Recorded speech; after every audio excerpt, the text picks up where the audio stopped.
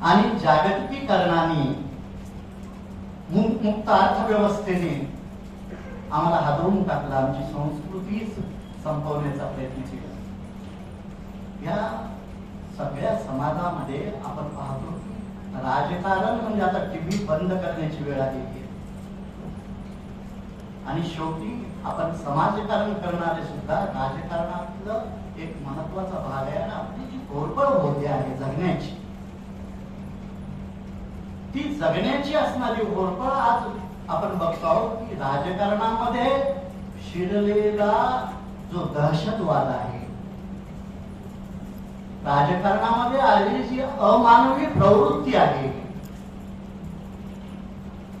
एवढंच नव्हे तर आपण बघतो की काही NGO नावाच्या शासनाच्या मोठमोठ्या योजना निर्माण झाल्या आणि माणसांच्या करुणेचा सुद्धा बळी घेतला गेला, दुःखांचा सुद्धा बळी घेतला गेला. लुटाव सर्वत्र दिसायला लागलेली आहे. अशी सामाजिक भीषण परिस्थिती आपल्या समोर आहे. या सामाजिक भीषण परिस्थितीचं चित्र मी माझ्या कवितेमध्ये मांडण्याचा प्रयत्न केला. मी एका ठिकाणी असं म्हटलेलं आहे फुलारी सर की मैंने पीड़ा को रूप दिया जगने कहा कविता लिखी. असं म्हटलं की मी दुःखांनाच आकार दिला आणि सगळे म्हणायला लागले की कविता लिखी.